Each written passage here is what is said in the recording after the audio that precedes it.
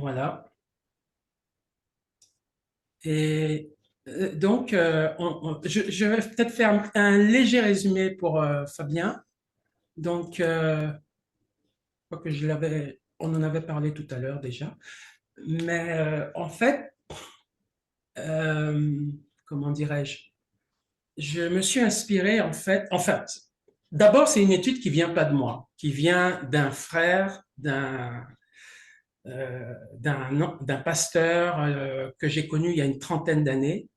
Et il avait sorti cette étude et j'ai trouvé vraiment extraordinaire et j'ai vraiment apprécié cette étude. Et puis après, je l'ai étoffée, je l'ai améliorée, j'ai mis un peu plus d'exemples, un peu plus de versets. Donc je l'ai un petit peu travaillé après, hein. Et cette étude, en fait, s'inspire euh, des 7 nations que Israël devait exterminer lorsqu'il allait rentrer dans la terre promise. Euh, alors, je vais les citer parce que ça va être dur sinon dans Deutéronome 7, verset 1, lorsque l'Éternel ton Dieu t'aura fait entrer dans le pays où tu te rends pour en prendre possession et qu'il aura chassé devant toi de nombreuses nations, les Hétiens, les Girgasiens, les Amoréens, les Cananéens, les Phéréziens, les Éviens et les Jébusiens. Ces 7 nations plus nombreuses et plus puissantes que toi. On s'est rendu compte que ces nations, de par l'étymologie de leur nom à chacun d'entre eux, on s'est rendu compte que ces nations pouvaient être mises en rapport avec des principautés de ténèbres. Je prends l'exemple, par exemple, des Amoréens, c'est ce qu'on va étudier d'ailleurs ce soir. Le mot amoréen vient du mot amar, qui veut dire parler, qui veut dire parler. Et bien sûr, ces puissances de ténèbres ont une signification, leur nom a une signification négative, évidemment, destructrice, démoniaque. Et pour le coup, par exemple, les Amoréens, ça vient du mot Amar, et le mot Amar veut dire parler, et dans la parole de Dieu, le côté négatif de la parole, c'est pas la parole de Dieu, évidemment, c'est la parole du diable. Euh, et cette parole du diable s'apparente en fait à l'esprit d'Antichrist. Mm. Pourquoi ça s'apparente à cet esprit d'Antichrist? Parce que l'esprit d'Antichrist, c'est un homme dont le pouvoir essentiellement sera dans la parole. Il est dit à plusieurs passages dans les Écritures, aussi bien dans Daniel que dans Apocalypse, il est dit assez souvent, il lui fut donné de prononcer des paroles arrogantes, blasphématoires. Euh, et je vis une bouche qui parlait avec arrogance, ça c'est dans Daniel. Voilà, donc la puissance de cet esprit d'Antichrist est dans la parole. Et pourquoi c'est un esprit d'Antichrist? Parce qu'en fait, c'est un esprit qui veut prendre la place de Dieu. C'est ça. Il veut prendre la place de Dieu. Il veut être Dieu à la place de Dieu, en fait. Et c'est pour ça que tout se recoupe finalement. L'Antichrist va séduire par son discours, par sa parole. On voit bien avec Macron. On en a parlé tout à l'heure Mm. avec Fabien. On a dit qu'il a un pouvoir dans les mots, dans la parole, pour séduire. Ouais. C'est un séducteur et son arme, c'est la parole. La parole de séduction, la parole de mensonge. Et donc, alors je m'organise en même temps que je vous parle parce que, voilà. Euh, donc, ce que je vais faire, je vais lire carrément l'étude avec vous et de temps en temps, tout en la commentant. Voilà, je vais la lire avec vous l'étude tout en la commentant. Ce sera le plus simple parce que je ne peux pas à la fois parler et cliquer, ouvrir des fenêtres, etc. C'est un peu compliqué. Donc, je vais carrément prendre l'étude elle-même et on va la voir ensemble, tout simplement. Et donc,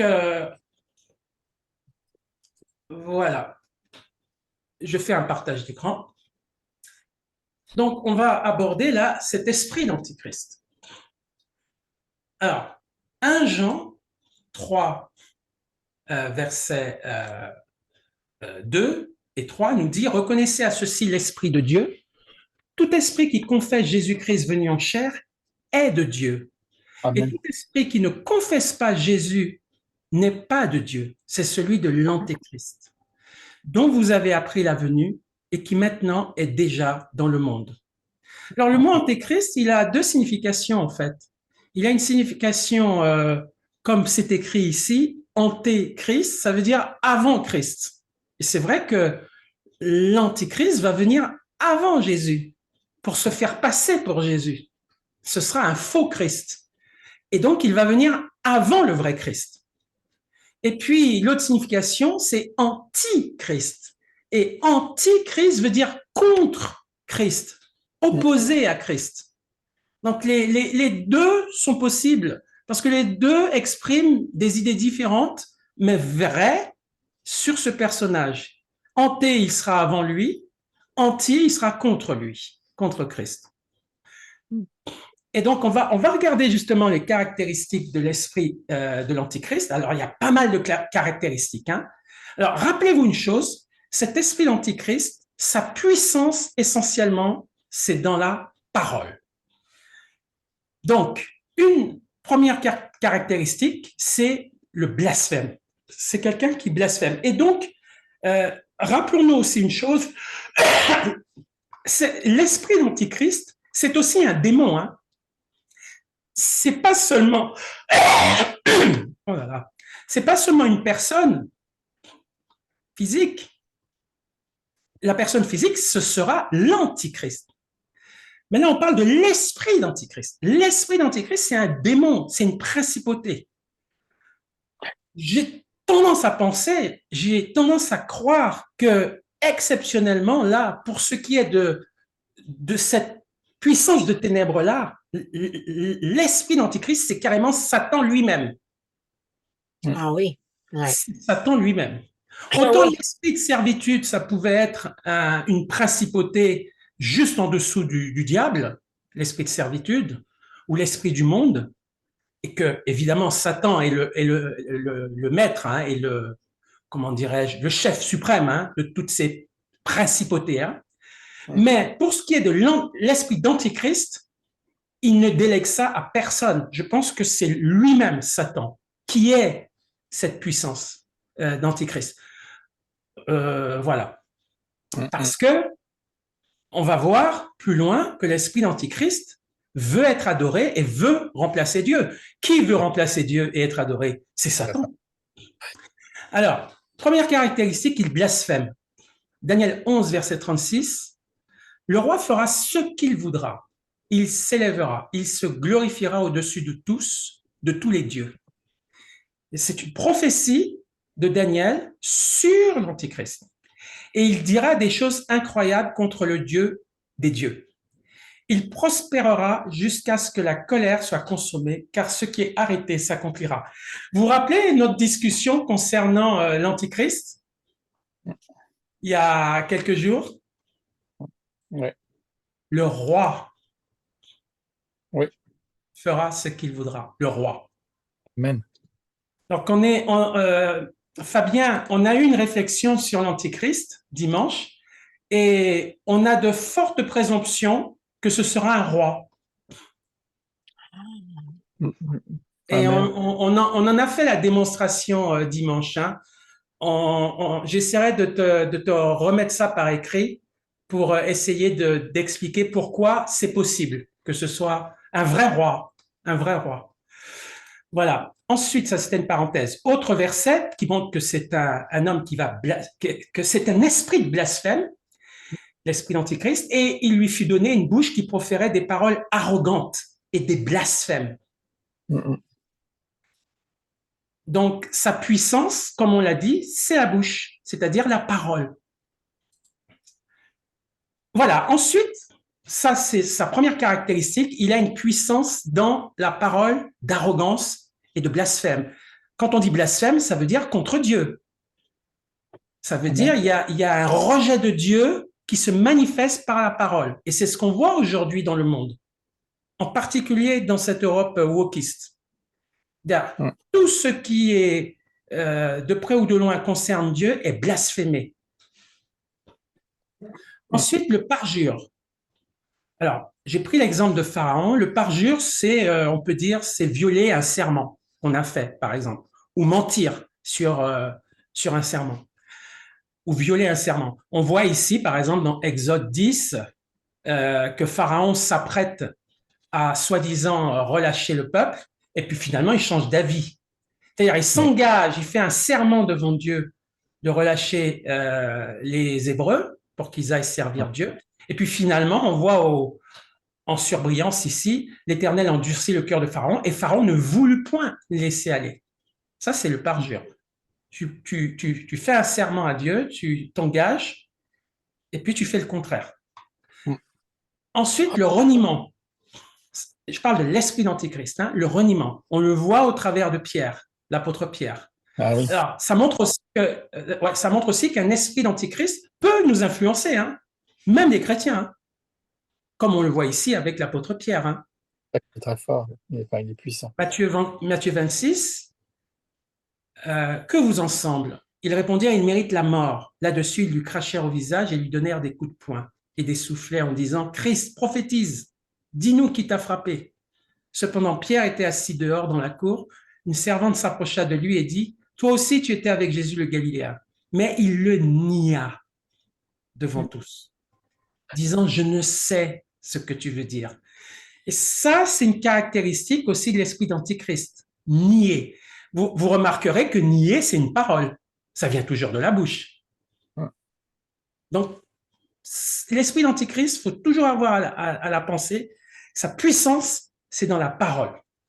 Et ici, c'est une parole qui nie, qui est dans le déni.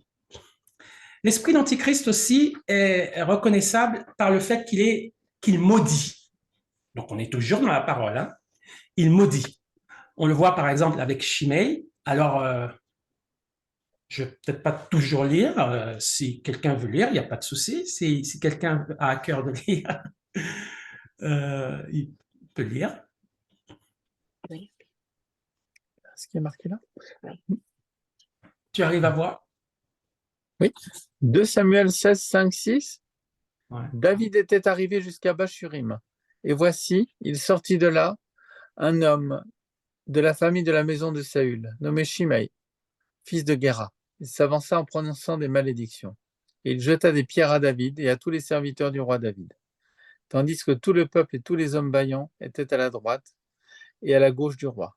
Shimei parlait ainsi en le maudissant. Va-t'en, va-t'en, homme de sang, méchant homme. Donc, on a ici quelqu'un qui maudit le roi David. Aujourd'hui, hein, le Seigneur nous demande de bénir, de toujours Amen. bénir, de jamais maudire. Hein. L'esprit d'Antichrist, il maudit. Dire avec sa bouche, il proclame le mal vers son prochain. L'esprit d'Antichrist aussi, c'est un esprit de mort. La mort est liée aussi à l'esprit d'Antichrist. Donc, on le voit par exemple avec Nebuchadnezzar, qui a mis à mort. Quand je dis la mort, je sous-entends la mise à mort. L'esprit de mort aussi, mais surtout la mise à mort, c'est-à-dire tuer, éliminer. Donc, ça sous-entend comment dirais-je, un esprit qui ne tolère pas, qui n'accepte pas le débat, l'opposition, etc. Et pour se débarrasser de quelqu'un, il tue carrément. Il tue. Donc, on le voit ici, par exemple, avec Nebuchadnezzar, qui était vraiment animé, avant sa conversion, hein, on peut dire qu'il était vraiment animé d'un esprit d'Antichrist. Quelqu'un veut lire peut-être Daniel donc 3. Alors Nebuchadnezzar, irrité et furieux, donna l'ordre qu'on amena Shadrach et Abednego, et ces hommes furent amenés devant le roi. Nebuchadnezzar prit la parole et leur dit, est-ce ce propos délibéré, Shadrach, Meshach et Abednego, que vous ne servez pas mes dieux et que vous n'adorez pas la statue d'or que j'ai élevée? Maintenant, tenez-vous prêts, et au moment où vous entendrez le son de la trompette, du chalumeau, de la guitare, de la sambuc, du psalterion, de la cornemuse et de toutes sortes d'instruments, vous vous prosternerez et vous adorerez la statue que j'ai faite. Si vous ne l'adorez pas, vous serez jeté à l'instant même au milieu d'une fournaise ardente. Et quel est le Dieu qui vous délivrera de ma main? Sédrac, Meshach et Abednego répliquèrent au roi Nebuchadnezzar, nous n'avons pas besoin de te répondre là-dessus. Voici notre Dieu que nous servons peut nous délivrer de la fournaise ardente et il nous délivrera de ta main, ô roi. Sinon, sache, ô roi, que nous ne servirons pas tes dieux et que nous n'adorerons pas la statue d'or que tu as élevée. Sur quoi Nebuchadnezzar fut rempli de fureur et il changea de visage en tournant ses regards contre Shadrach, Meshach et Abednego. Il reprit la parole et donna de chauffer la fournaise 7 fois plus qu'il ne convenait de la chauffer. Voilà, l'esprit d'Antichrist, on pense à des personnages, hein, évidemment. Hein. L'esprit d'Antichrist, c'est un esprit tyrannique qui ne souffre aucune contestation et qui est prêt à tuer. Je pense à Hitler, hein, par exemple. Je pense à Mao, je pense à Staline. C'est-à-dire, ils éliminaient pas seulement les ennemis, les armées ennemies, mais ils éliminaient aussi autour d'eux les gens qui les contestaient. Donc, l'esprit d'Antichrist, c'est un esprit de meurtre. Voilà, c'est un esprit de meurtre. Voilà. Apocalypse 13, verset 7. Peut-être, Fabien, si tu veux, ou je peux lire, c'est comme tu veux. Oui, bien sûr. Ouais. Et il lui fut donné de faire la guerre aux saints et de les vaincre. Et il lui fut donné autorité sur toute tribu, tout peuple, toute langue et toute nation. Alors, quand il est dit, il lui fut donné de faire la guerre aux saints et de les vaincre, c'est les tuer, hein, Ouais. évidemment. Apocalypse 13, 15, et il lui fit donner d'animer l'image de la bête, afin que l'image de la bête parlât, et qu'elle fit que tous ceux qui n'adoreraient pas l'image de la bête fussent tués. Ah, c'est clair. Donc, l'esprit d'Antichrist, c'est un esprit de meurtre qui ne tolère aucune contestation, aucune opposition.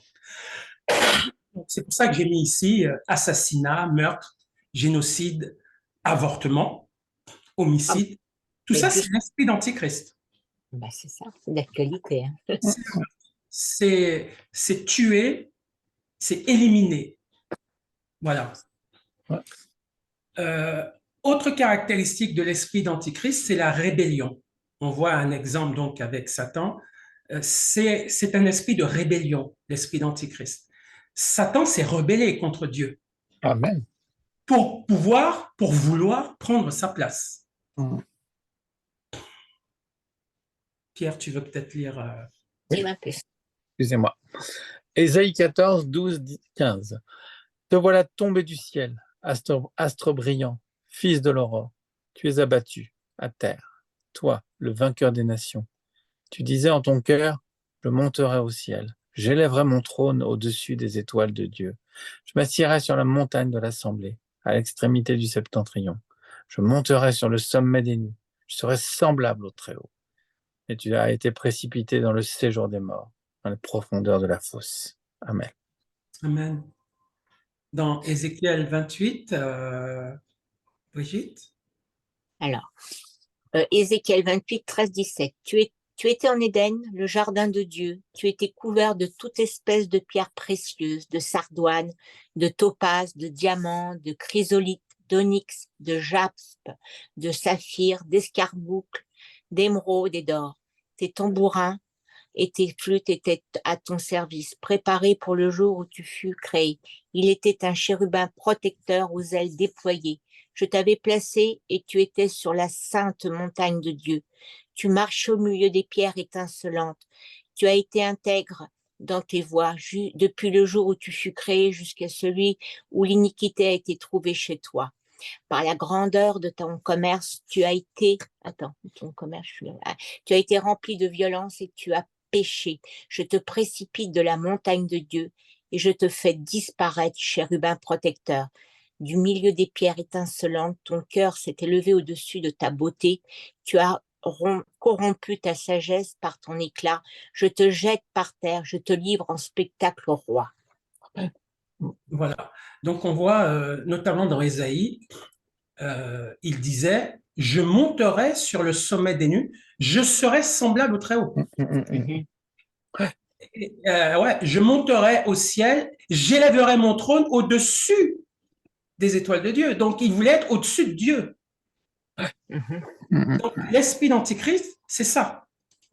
Et on le voit avec Satan lorsqu'il il est dans le désert avec Jésus. Il dit à un moment donné à Jésus, je te donnerai tous ces royaumes si tu te prosternes et m'adores. Donc, il veut être adoré, il veut être au-dessus de Dieu. Et qu'est-ce que va faire l'Antichrist? Il va entrer dans le temple de Dieu et il va se proclamer lui-même Dieu. Donc, cet esprit d'Antichrist veut blasphème Dieu et en même temps veut prendre sa place pour être adoré à sa place. C'est ça l'esprit d'Antichrist. Hein. Ensuite, il y a de l'arrogance. Je vais lire Fabien, si tu veux. Oui. Daniel 7, 20. Et sur les 10 cornes qu'il avait à la tête, et sur l'autre qui était sortie, et devant laquelle 3 étaient tombés, sur cette corne qui avait des yeux, une bouche parlant avec arrogance et une plus grande apparence que les autres. Toujours la parole, toujours la bouche qui parle avec arrogance. Et vous remarquerez que les grands dictateurs dont j'ai parlé tout à l'heure, c'était des tribuns hors pair. Hitler, C'est vrai. Mao, la puissance hypnotique de leur discours pour envoûter les foules. Donc, c'est toujours par la parole que l'Antichrist, prioritairement, tient sa force. Hein. Pas que, mais essentiellement. Apocalypse 13, verset 5, « Et il lui fut donné une bouche qui proférait des paroles arrogantes et des blasphèmes. » Voilà. Et il lui fut donné le pouvoir. Voilà, exactement. Alors, on l'a vu tout à l'heure, mais je le redis sous une autre forme parce que j'avais parlé de la mort, c'est-à-dire au sens tuer. L'esprit d'Antichrist, c'est un esprit de persécution, de tyrannie et de dictature. N'est-ce pas? Je te laisse lire, Pierre. Apocalypse 13, 7. Il lui fut donné de faire la guerre aux saints et de les vaincre. Il lui fut donné autorité sur toute tribu, tout peuple, toute langue et toute nation. Là, on voit le côté tyrannique, là. Hein. Oui. Voilà, il veut dominer sur tout le monde. Hein. Et il veut dominer de manière sans partage, de manière dictatoriale. Apocalypse 13, 15, Brigitte. Alors, Apocalypse 13, 15. Et il lui fut donné d'animer l'image de la bête, afin que l'image de la bête parlât et qu'il fit tout ce qu'il n'adorait pas l'image de la bête fussent tués. Voilà la tyrannie. Donc, les gens, pendant la tribulation, auront une marque sur leur front ou sur leur main droite. Et avec ça, ils pourront éventuellement commercer, vendre, acheter, etc. Mais là où on voit la tyrannie et la dictature, c'est que ce système que lui, l'Antichrist, a mis en œuvre pour acheter et vendre, qui marchera. Et si tu ne veux pas de ce système, c'est pas seulement que tu mourras de faim parce que tu pourras pas acheter. Ça va plus loin que ça. On te tue. Il est dit ici, ceux qui n'adoreraient pas l'image de la bête. Alors, pardon, c'est pas la marque de la bête là, pardon. C'est carrément adorer. Pardon, excusez-moi. Donc là, il s'agit d'adorer l'Antichrist. Donc on n'est pas loin du fait qu'il va entrer dans le temple de Jérusalem pour se proclamer Dieu. Hein. On est tout près de là. Hein. Parce que ça, lorsqu'il est parlé d'animer l'image de la bête et que on devrait animer cette image, je pense à l'intelligence artificielle, hein, là, on devrait animer cette image, adorer, pardon, cette image, et si on ne l'adore pas, on est tué. Donc on est bien dans la tyrannie, on est bien dans la dictature, et on est bien dans l'idolâtrie. Hein. Voilà. Et alors je ne sais plus à qui c'était de lire. À Fabien. Fabien, Ouais, ouais. c'est à moi. Daniel 7, 21, je vis cette corne faire la guerre aux saints et l'emporter sur eux. Donc on est toujours dans la tyrannie, la persécution. Et Brigitte, Daniel 7, 25. Il prononcera des paroles contre le Très-Haut. Il opprimera les saints du Très-Haut et il espérera changer les temps et la loi, et les saints seront livrés entre ses mains pendant un temps, des temps et la moitié d'un temps. C'est ce que tu disais l'autre fois, Jackie. C'est ce qu'on disait, ouais, c'est ce qu'on disait. Et là, on est dans la deuxième partie de la tribulation, puisque la première partie, c'est un temps de séduction, de mensonges, de fausse paix, d'alliance, pseudo-alliance avec Israël, où tout semble calme, mais où quand même il y a une main de fer de l'Antichrist, puisqu'on doit quand même porter cette marque pour pouvoir commercer, ceux qui sont sous son influence. Mais c'est à la moitié de ces 7 ans de tribulation que les masques, l'Antéchrist va montrer son vrai visage. Donc ceux qui se seront convertis et qui étaient dans la clandestinité et qui avaient refusé cette marque ou d'adorer l'image de la bête, pour le coup, et qui se seront convertis à Jésus, même si Jésus n'est pas encore redescendu, puisqu'il faut encore attendre 3 ans et demi pour qu'il redescende sur terre pour combattre l'Antichrist, eh bien, ces saints, ces convertis-là, vont être livrés dans cette deuxième partie de la tribulation, vont être livrés entre les mains de l'Antichrist et mis à mort. Voilà. Mais tout en étant mis à mort là, eux, ces saints, l'Antichrist va aussi souffrir pendant son royaume va être, il y aura des jugements terribles.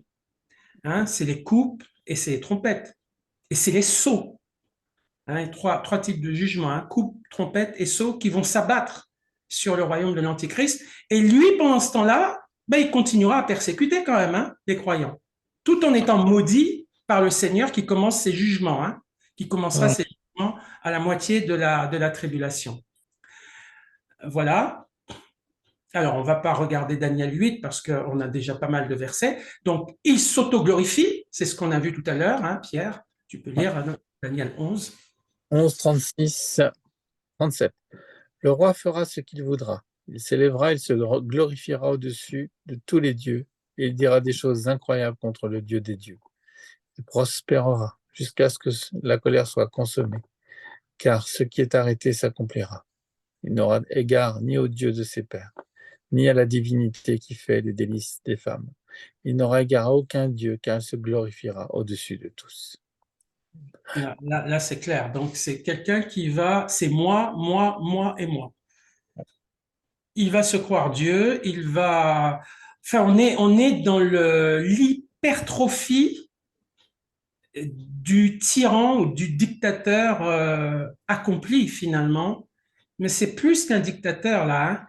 C'est un adorateur du diable et c'est un ennemi de Dieu qui veut prendre la place de Dieu et qui se croit maître de l'univers, qui se croira maître de l'univers. Ouais. Et puis, Fabien, 2 Thessaloniciens 2,4.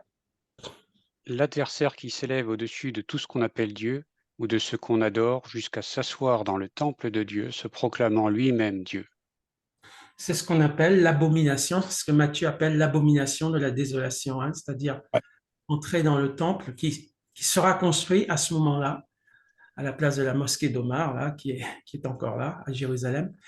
et il va probablement financer et aider les Juifs à retourner vers leur Dieu, une aide hypocrite évidemment, parce que quand il aide à la reconstruction du temple, c'est pas pour que Jésus vienne et s'asseoir dessus, c'est pour que lui s'assoie dans le temple. C'est pour ça qu'il finance le temple, hein, c'est pour lui. Donc, on a quelqu'un qui est dans l'autoglorification abominable. Hein. Voilà. Et puis, il sera violent. Bon, c'est pas la peine de faire un dessin. Il sera violent. Alors, j'ai mis Artaxerxès parce que c'est peut-être pas la peine de le lire. C'est parce qu'à un moment donné, quand les Hébreux viennent pour reconstruire la muraille et rebâtir le temple, on fait cesser avec violence les travaux. Cette image, elle est intéressante parce que ça veut dire que ces gens-là, Zorobabel, Néhémie, Esdras, ces gens-là qui reviennent de la captivité babylonienne, perse, Mède et Perse, ils sont animés par le désir de glorifier Dieu et de reconstruire le temple et de remettre en place le sacerdoce. Donc, ce sont des serviteurs de Dieu qui veulent faire avancer le royaume de Dieu. Eh bien, on va faire cesser ces travaux avec force et violence. Voilà.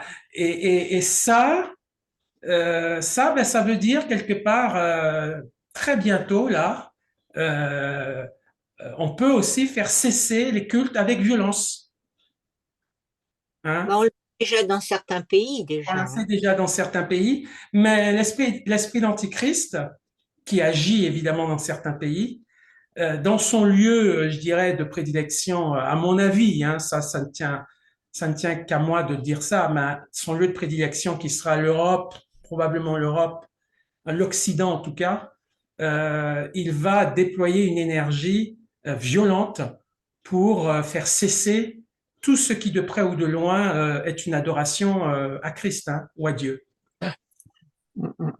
Aussitôt que la copie de la lettre du roi Artaxerxès eut été lue devant Rehoum, Shimshai, le secrétaire et leurs collègues, ils allèrent en hâte à Jérusalem vers les Juifs et firent cesser leurs travaux par violence et par force. Voilà. Alors, on l'a vu aussi tout à l'heure, hein, on a lu déjà ce verset où il est dit qu'il fera la guerre aux saints et les vaincra, hein, Apocalypse 13. Hein, voilà. Ensuite, ce qu'il faut savoir aussi, c'est que l'Antichrist va utiliser une puissance occulte. C'est-à-dire, ce sera... Alors, tout de suite, je parle de l'Antichrist. Je devrais dire l'esprit d'Antichrist. Hein, mais il est vrai que l'esprit d'Antichrist et l'Antichrist sont liés, hein, forcément. L'Antichrist se nourrit du diable. L'esprit d'Antichrist, c'est le diable. Donc, l'Antichrist va se nourrir des œuvres du diable et de l'esprit du diable pour faire ses œuvres. Hein. Donc, ce sera quelqu'un d'extrêmement puissant dans l'occultisme. Brigitte, de Thessaloniciens 2,9. L'apparition de cet impie se fera par la puissance de Satan avec toutes sortes de miracles, de signes et de prodiges mensongers. Et c'est là on pourrait se dire, on pourrait poser la question au Seigneur, est-ce que le Seigneur peut nous confirmer que certaines personnes dans cette nébuleuse mondialiste, certaines personnes sont en contact direct avec le diable pour avoir de la puissance, pour manifester cette tyrannie, cette force, etc., pour séduire aussi les peuples. Ils doivent se nourrir de la puissance de Satan.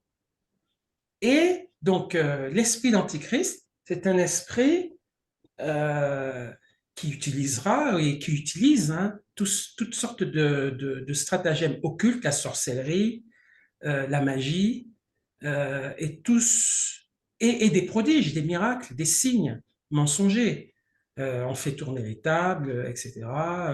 Des apparitions, des fausses apparitions. Donc, il va utiliser tout cet équipement mensonger occulte pour parvenir aussi à ses fins. Pierre, Apocalypse 13. Apocalypse 13, verset 13-14. C'est la- Elle opérait de grands prodiges, même jusqu'à faire descendre du feu du ciel sur la terre à la vue des hommes. Et elle séduisait les habitants de la terre par les prodiges qui lui étaient donnés d'opérer en présence de la bête. Disons aux habitants de la terre de faire une image de la bête, image à la bête qui avait la blessure de l'épée et qui vivait. Voilà. Et puis, on arrive à la fin concernant donc les différentes caractéristiques de l'esprit d'Antichrist. Évidemment, on l'a dit tout à l'heure, son but final, c'est prendre la place de Christ et de Dieu. Mm. Fabien, Ésaïe 14. Tu disais en ton cœur, je monterai au ciel, j'élèverai mon trône au-dessus des étoiles de Dieu, je m'assiérai sur la montagne de l'assemblée, à l'extrémité du septentrion, je monterai sur le sommet des nuées, je serai semblable au Très-Haut. Voilà. Donc, son but, donc c'est bien le diable en fait. L'esprit d'Antichrist, c'est le diable. La principauté, c'est le diable, purement et simplement, puisque le diable veut être à la place de Dieu et le diable ne souffre aucune concurrence. Le diable ne va pas donner cette prérogative à un démon ou à un prince de ténèbres. Non, c'est lui seul, qui veut être à la place de Dieu. Donc, l'esprit d'Antichrist, on peut dire que la puissance de ténèbres de l'esprit d'Antichrist, c'est le diable, directement. De Thessaloniciens 2,4, l'adversaire qui s'élève au-dessus de tout ce qu'on appelle Dieu ou de ce qu'on adore, jusqu'à s'asseoir dans le temple de Dieu, se proclamant lui-même Dieu. Voilà. Donc, Brigitte, tu peux lire aussi Matthieu 4, ça va dans le même sens. Le diable le transporte encore sur une montagne très élevée, lui montra tous les royaumes du monde et leur gloire, et lui dit, je te donnerai toutes ces choses si tu te prosternes et m'adores. Jésus lui dit, retire-toi, Satan. Ouais. Le but du diable, le but de l'esprit d'Antichrist, c'est d'être adoré. Vous vous rappelez, Mao Tse-tung, les grandes affiches à la gloire de lui, les affiches à la gloire de Staline, les affiches à la gloire de Jim Joule, je ne sais plus qui exactement. Voilà, le président de Corée du Nord, qui se fait adorer, Hitler. Ouais. Donc, ce sont des gens qui ne souffrent aucune adoration, sinon eux. Ça, c'est l'esprit d'Antichrist. Voilà. Alors, maintenant, on va commencer maintenant de voir qu'est-ce qu'on peut faire contre ça. Quelles sont les armes par rapport à cet esprit d'Antichrist. Et les armes, finalement, il y a une différence entre une arme et un remède. Comme je le disais la dernière fois, les armes ou l'arme contre l'esprit d'Antichrist, c'est pour le combattre. C'est-à-dire, c'est pour ne pas être contaminé par cet esprit d'Antichrist, pour s'en préserver. Ça, c'est l'arme. Et le remède, c'est lorsqu'on a été contaminé par cet esprit d'Antichrist, qu'est-ce qu'il faut pour sortir de cette zone et de cet esprit d'Antichrist qui nous a gagnés. Comment en sortir? Ça, c'est les remèdes. Donc, on va commencer d'abord avec l'arme. La première arme que je vois là-dedans contre l'esprit d'Antichrist, la première arme, c'est ce qu'on appelle la parole Réma. Alors, la parole Réma, c'est la parole de Dieu, mais pas n'importe quelle parole de Dieu. C'est une parole qui est c'est une parole qui est inspirée par le Saint-Esprit. Rappelez-vous que l'esprit d'Antichrist, sa force, c'est la parole. Amen. Blasphème, c'est l'injure, le parjure. Voilà. Il a sa force dans la parole. dans une parole méchante, cruelle, blasphématoire. Et donc, l'arme contre cet esprit d'antichrist, c'est la parole de Dieu, mais pas n'importe quelle parole de Dieu. C'est la parole de Dieu qui est révélée. C'est-à-dire qu'on est en train de prier, un homme devant nous qui est animé par cet esprit d'antichrist est en train de nous dire, de blasphémer ou de nous salir par des paroles de malédiction. Et là, pendant qu'on prie, le Saint-Esprit nous révèle une parole comme une épée pour le contrer. Amen. Donc, c'est une parole qui est révélée par le Saint-Esprit pour contrer la parole de l'Antichrist. Donc, une des armes qui est très efficace contre cet esprit d'Antichrist, en particulier lorsqu'il parle, c'est la parole Réma, c'est la parole révélée. Et on le voit donc dans l'exemple de David avec Goliath. Hein. C'est à toi, Pierre, hein, je crois. On voit l'utilisation, on voit comment, face aux paroles méchantes de Goliath qui maudit David, je ne sais pas si vous vous en rappelez, hein, Oui. Amen. maudit David hein, à un moment donné, il dira je donnerai ta chair à toutes les bêtes des champs, etc. Goliath maudit David, donc c'est vraiment l'esprit d'Antichrist hein, qui Amen. anime Goliath. Hein. Il lance des paroles de malédiction. Hein. Qu'est-ce que David dit, hein, Samuel 17? David dit aux Philistins, tu marches contre moi avec l'épée, la lance et le javelot, et moi, je marche contre toi au nom de l'Éternel des armées, du Dieu de l'armée d'Israël que tu as insulté. Aujourd'hui, l'Éternel te livrera entre mes mains. Je t'abattrai et je te couperai la tête. Aujourd'hui, je donnerai les cadavres du camp des Philistins aux oiseaux du ciel et aux animaux de la terre. Et toute la terre saura qu'Israël a un Dieu. Et toute cette multitude saura que ce n'est ni par l'épée, ni par la lance que l'Éternel sauve, car la victoire appartient à l'Éternel, et il vous livre entre nos mains. Amen. Amen. Tout ce qu'il dit là, David, c'est de la révélation. Ah oui, ouais. C'est la parole, c'est une parole de victoire déjà, contre cet esprit d'antichrist qui anime Goliath. Amen. Amen. Amen. Dans Éphésiens 6, versets 13 à 17, Fabien, je crois, je ne sais plus. Oui.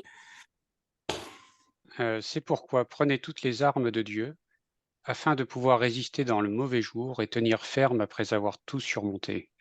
Tenez donc ferme, ayez à vos reins la vérité pour ceinture, revêtez la cuirasse de la justice, mettez pour chaussure à vos pieds le zèle que donne l'évangile de paix, prenez par-dessus tout cela le bouclier de la foi, avec lequel vous pourrez éteindre tous les traits enflammés du malin. Prenez aussi le casque du salut et l'épée de l'esprit qui est la parole de Dieu. Très important, cette dernière phrase. Mm. Vous voyez, il ne dit pas « et la parole de Dieu ». Il dit « et l'épée de l'esprit » qui est la parole de Dieu. C'est-à-dire que c'est une parole révélée par le Saint-Esprit. Ce n'est pas n'importe quelle parole. Et cette parole révélée par le Saint-Esprit, c'est une épée. Et c'est cette épée qui tue la parole de l'Antichrist. Amen. Amen. Évidemment, autre arme par rapport à l'Antichrist, c'est la prière de combat. Colossiens 4, 12. Épaphras, qui est des vôtres, vous salue, serviteur de Jésus-Christ. Il ne cesse de combattre pour vous dans ses prières. Donc, on voit bien que la prière peut être un moyen pour combattre aussi. Ouais, la prière est un moyen pour combattre l'esprit d'Antichrist. Donc, il y a la parole inspirée, pas n'importe laquelle, pas la parole logos, hein, la parole réma, inspirée par le Saint-Esprit. Et puis, il y a la prière. Amen. Voilà. Il y a aussi, dans la prière, j'ai inclus aussi, pour ceux qui peuvent le faire, le parler en langue, Brigitte. Alors, 1 Corinthiens 14, 2. En effet, celui qui parle en langue ne parle pas aux hommes, mais à Dieu, car personne ne le comprend, et c'est en esprit qu'il dit des mystères. Alors, j'ai mis le parler en langue là parce que, vous voyez, personne ne le comprend. Même le diable ne comprend pas quand on parle en langue. Même le diable. et c'est en esprit qu'il dit des mystères. Donc, en parlant en langue, on peut combattre par des paroles que le diable, lui, ne comprend pas. Amen. Et ça, c'est intéressant. Ça, c'est C'est d'ailleurs intéressant. le don le plus attaqué extérieurement par ceux qui ne le connaissent pas. C'est vrai. C'est vrai. Oui. Au lieu de le chercher, ils attaquent ce don. Ils le discréditent. Ouais. C'est vrai. Alors, ça c'est des armes. Maintenant, quand on est cerné, quand on est un peu vaincu par cet esprit d'antichrist, parce qu'on est colérique, parce qu'on est, on est dangereux, on est dictatorial, on blasphème, on a tendance à, on est un peu pris par cet esprit-là. Bien, l'un des remèdes, déjà, c'est de confesser fermement Christ. Amen. Confesser fermement Christ. Pierre. Oui. 1 Jean 4, 1, 3. Bien-aimés, n'ajoutez pas foi à tout esprit, mais éprouvez les esprits pour savoir s'ils sont de Dieu. Car plusieurs faux prophètes sont venus dans le monde. Reconnaissez à ceci l'Esprit de Dieu. Tout esprit qui confesse Jésus-Christ, venu en chair, est de Dieu. Voilà. Confesser Jésus-Christ. Déjà, quand on confesse Jésus-Christ, on ne parle plus de soi, hein, déjà. On parle du Seigneur et on glorifie le Seigneur. L'esprit d'Antichrist ramène tout vers lui. Hein. Amen. Il veut dominer, il veut régner et il ramène tout vers lui. Donc, si on est un petit peu influencé par cet esprit-là, il faut commencer à glorifier le Seigneur, à adorer le Seigneur, à mettre le Seigneur en avant, notamment dans la prière, à exalter le Seigneur, pour prendre l'habitude de ne pas s'exalter soi-même. Voilà. Ah oui, on n'avait pas fini. Et tout esprit qui ne confesse pas Jésus n'est pas de Dieu, c'est celui de l'Antichrist dont vous avez appris la venue et qui maintenant est déjà dans le monde. Voilà. J'ai mis aussi, parmi les remèdes, le silence. Ça paraît bizarre, hein? Mais j'ai mis le silence. Je vais vous expliquer pourquoi. J'ai mis ici, si nos paroles ne sont pas inspirées par Dieu, c'est-à-dire si on répond à l'esprit d'Antichrist et que nos paroles ne sont pas inspirées par Dieu, ne viennent pas du Saint-Esprit, eh bien l'esprit d'Antichrist va utiliser contre nous ces paroles. Donc si on ne sait pas quoi dire, ou si on ne trouve pas les mots pour répliquer à cet esprit d'Antichrist, à la limite, il vaut mieux garder le silence. Le silence est intéressant parce que on s'aperçoit que l'esprit d'Antichrist prend sa force en se nourrissant des paroles des autres. Il se nourrit des paroles des autres, des paroles qui ne sont évidemment pas inspirées par Dieu. Donc, il prend les paroles que tu utilises et il en fait une arme contre toi. Vous avez remarqué, lorsque vous êtes devant des témoins de Jéhovah, enfin des sectes, c'est vraiment l'esprit d'Antichrist. Il nie le Christ. Donc, les sectes, c'est l'esprit d'Antichrist. Lorsque vous parlez avec quelqu'un qui est dans une secte, si vous n'êtes pas conduit par le Saint-Esprit, les paroles que vous allez dire, vous avez remarqué, ils prennent vos paroles et les retournent contre vous. Ah oui. Ils arrivent à trouver des versets pour vous contrer au travers des paroles que vous dites sans l'inspiration de l'Esprit Saint ou des arguments. Vous tombez dans des arguments, donc ça, c'est un débat qui rentre dans des arguments, et les arguments, ils adorent ça. Parce que dans les arguments où on veut avoir raison, où on veut avoir le dernier mot, etc., je suis bien placé pour le dire parce que je suis tombé dans le piège plusieurs fois. Dans ces arguments qui ne sont pas conduits, c'est un fuel, c'est du moteur, comment on appelle ça? C'est du carburant pour l'esprit d'Antichrist. Il va se servir de ça euh, pour parler et pour blasphémer, enfin pour dire ce qu'il a à dire en tant que secte. Donc parfois, dans des cas comme ça, face à cet esprit d'Antichrist, parfois il ne faut rien dire. Si on n'a pas une parole révélée par le Saint-Esprit, parfois il ne faut rien dire, c'est-à-dire partir. Le laisser partir. Parce que si vous n'êtes pas inspiré et que vous commencez à parler, à argumenter, les arguments que vous utilisez, c'est du fuel, c'est du carburant pour l'esprit d'Antichrist. On va voir Josué chapitre 5, verset 1. Je vais vous expliquer quelque chose. Alors, avant ça, je vais vous montrer une carte. Je vais vous montrer une carte. Où est-ce que j'ai mis cette carte? Où est-ce que j'ai mis cette carte? Non, je la cherche. Ah, ça y est, j'ai trouvé. Voilà, j'ai trouvé cette carte. Donc, je vais vous montrer une carte. J'ai du mal à... Voilà, ça y est, j'ai trouvé. Donc, dans cette carte, on voit ici la carte ancienne d'Israël. Hein. Donc, le nord d'Israël ici, avec toutes les tribus. Azer, Nephtali, Manassé au nord, Zabulon au nord, Issachar au nord, Manassé, Gad, Éphraïm au milieu, Dan, Benjamin, Ruben, Juda et Siméon. Ça, c'est les 12 tribus d'Israël et leur terre qui leur sera donnée au retour de Jésus. Hein. Ici, c'est la mer Morte. Et ici, là, entre la mer de Tibériade, je crois, sauf erreur de ma part, hein, ça doit être ça, la mer de Tibériade. Hein. La mer de Tibériade ou la mer de Galilée. Je crois que les deux sont les mêmes.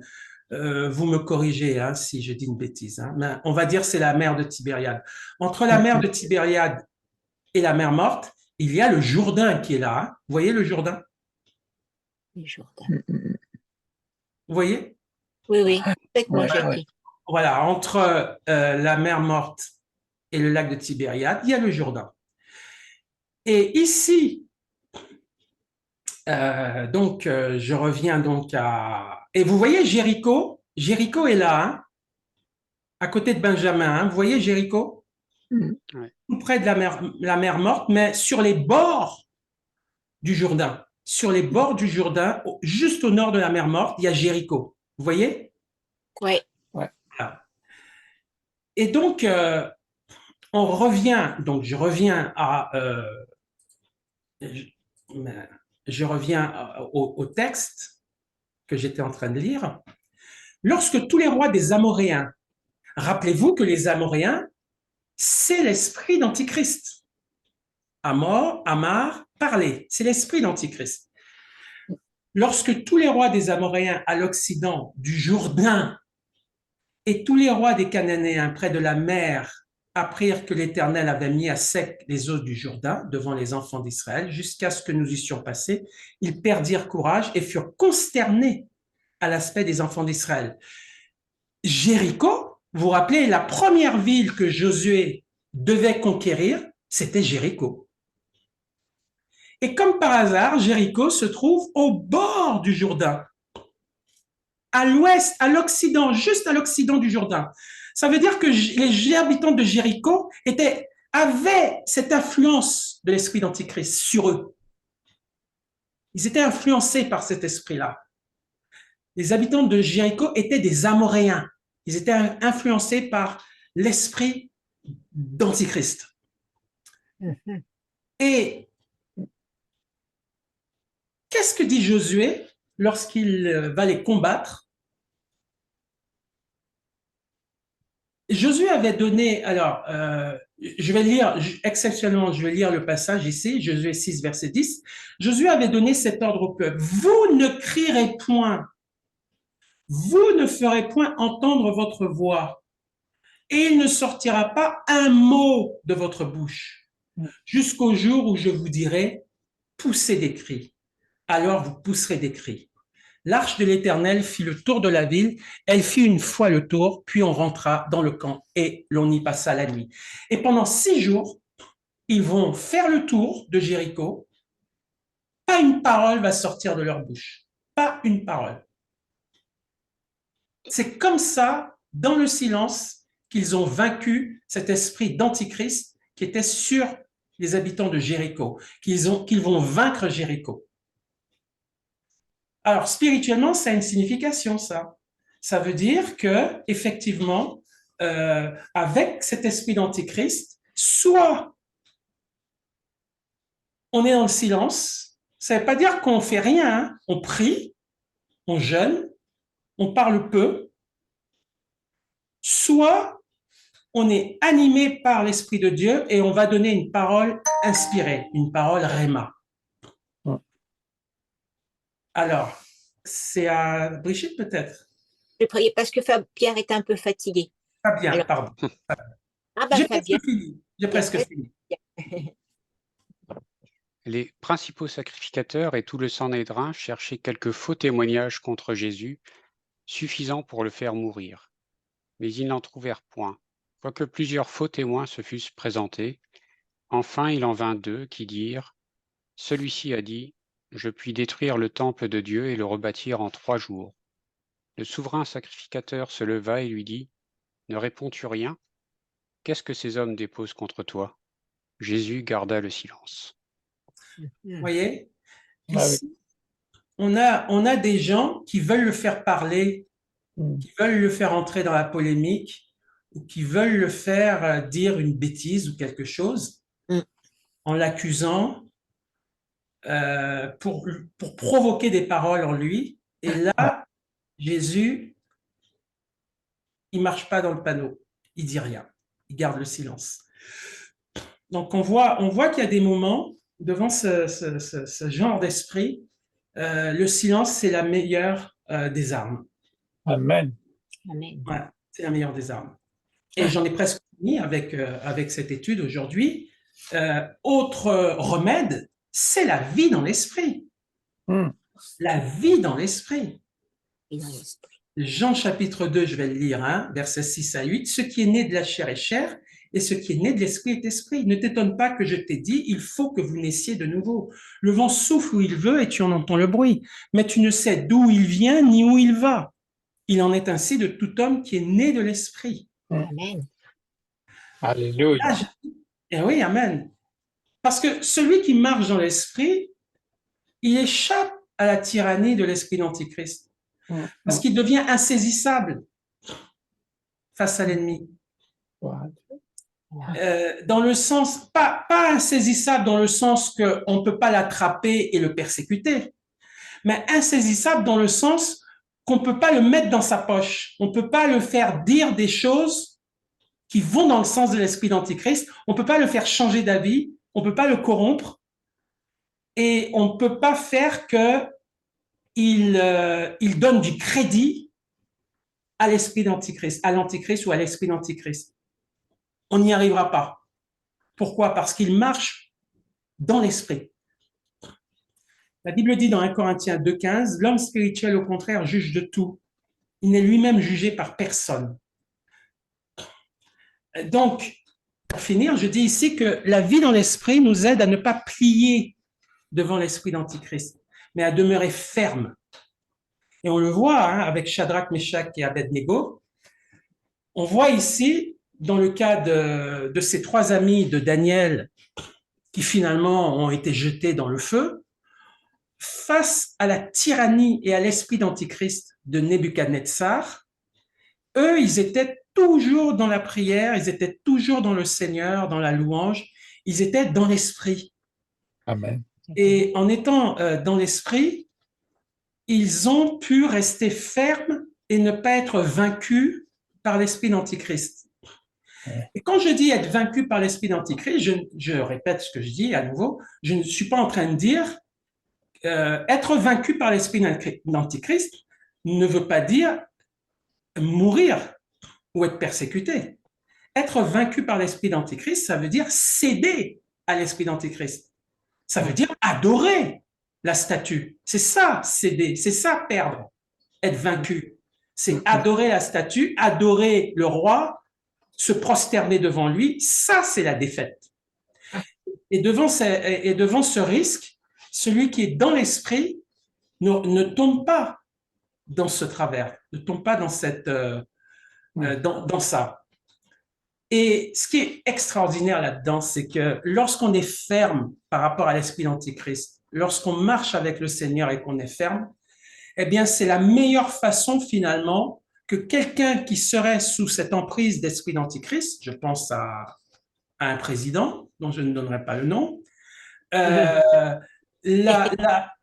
quand on est ferme comme ça, le Seigneur peut changer cette personne, comme il l'a fait avec Nebuchadnezzar.